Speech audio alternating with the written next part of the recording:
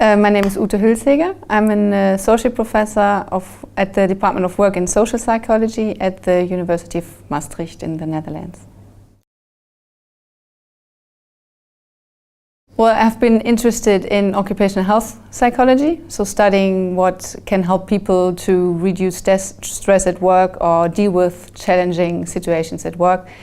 Initially I was interested in emotion regulation, emotional labor at work, and then actually I talked to a colleague of mine who is in clinical psychology, and he introduced me to the concept of mindfulness. So that is when the concept catched my interest and I could engage with it because of my own yoga practice, and I really liked it.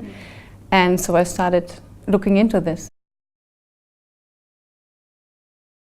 Well, I definitely think that it's something interesting for organizations and that organizations can benefit from it, and especially the people working in organizations.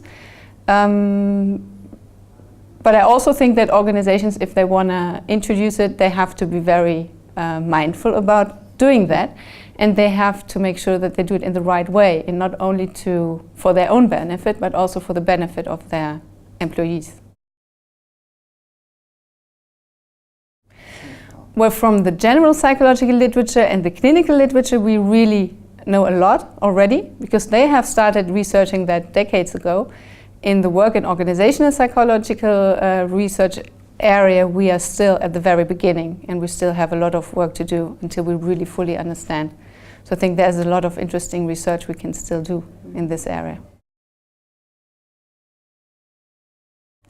What we have seen from the clinical literature, but also from some work and organizational studies, that the natural variations in mindfulness, so some people are more mindful, some are less mindful, that it is related to people's mood, to people's well-being, their ability to deal with stress. We have also seen that mindfulness-based interventions that are offered to employees and to people who work, that these also can benefit these people, reduce emotional exhaustion, increase their job satisfaction. But we still need to learn a lot. Why does that happen? How long do the trainings need to be so that you have sustainable effects? How can you engage people so that they keep practicing it after the training? What are the effects in the leadership area? Why may it have an effect on performance, under which conditions? So yeah, these are all things to discover.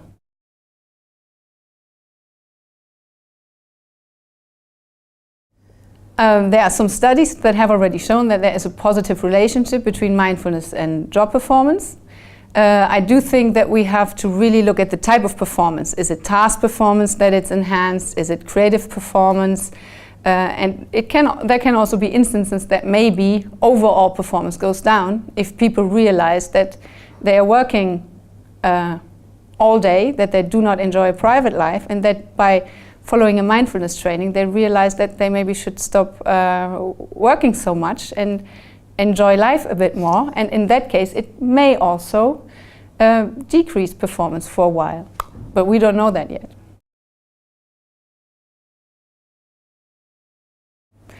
I think what we're seeing now is that it's picked up by a lot of organizations, and probably some will stick to it, and some will probably drop it again. But yeah, that is with many things. I think they have to do it in the right way, and they don't have to throw it at employees as a quick fix for their problems. If they're really serious about that and implement it into their culture, I don't think that it will go away so quickly.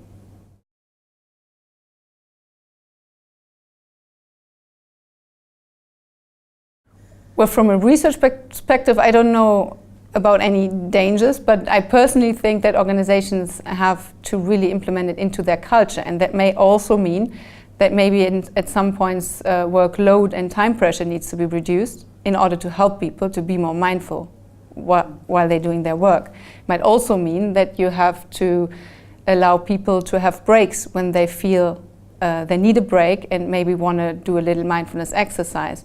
It should also be implemented in a way that it is accepted and that it's not laughed about. So these are things I think are important. But that's my personal opinion, that there's no research about that yet.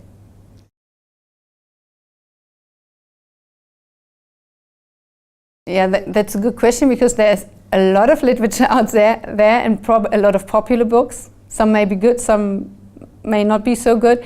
I think, I mean, you could start with Thich Nhat Hanh's writings. You can read John Kabat-Zinn's Full Catastrophe Living, Mark William and Teasdale and Siegel's book. So I would go for the scientifically based books.